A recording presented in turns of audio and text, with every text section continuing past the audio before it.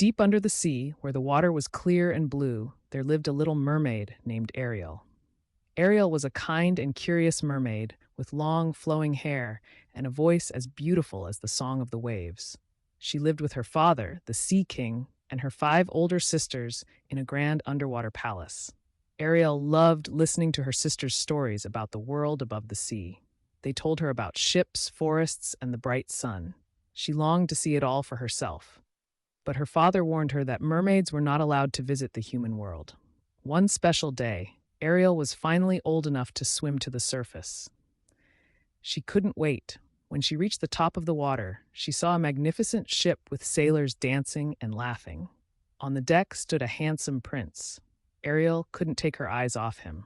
Suddenly, dark clouds rolled in, and a terrible storm broke out. The waves crashed against the ship, and the prince was thrown into the sea. Ariel swam quickly to save him. She carried him to the shore and sang to him until he opened his eyes. But before he could see her, Ariel heard people coming and slipped back into the sea. Ariel couldn't stop thinking about the prince. She wanted to be with him, but she knew humans couldn't live underwater. One day, she visited the sea witch, who was known for her dark magic. Ariel asked the witch to turn her into a human so she could be with the prince. The sea witch agreed, but with a condition. She would give Ariel legs, but Ariel had to give up her voice. If the prince didn't fall in love with her and marry her, Ariel would turn back into a mermaid and belong to the sea witch forever. Even though it was a hard choice, Ariel agreed. The witch cast her spell, and Ariel swam to the surface. When she reached the shore, her tail turned into legs. The prince found her and helped her stand. Though she couldn't speak, the prince was kind and curious about her. Ariel spent her days with the prince, walking in gardens and laughing together. But the prince believed someone else had saved him during the storm, because he hadn't seen Ariel's face. As the sun rose higher, the little mermaid stood on the ship, her heart filled with determination.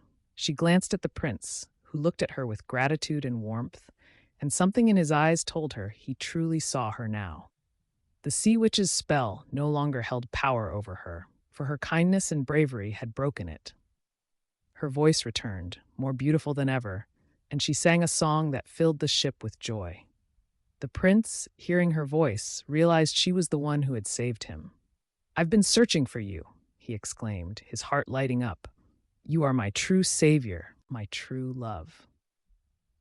Overjoyed, they embraced, and the little mermaid felt as if the whole ocean celebrated with her.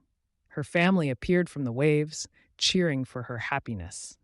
Even the sea witch, watching from afar, couldn't help but smile at the love and courage that had changed the little mermaid's destiny. The prince and the little mermaid were married in a grand celebration, and she found a way to stay connected to the sea she loved. Together, they built a bridge between the land and the ocean, allowing the two worlds to live in harmony. From that day on, the little mermaid lived a life filled with love, friendship, and the beauty of both worlds.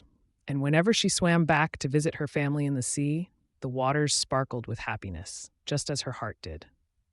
The end.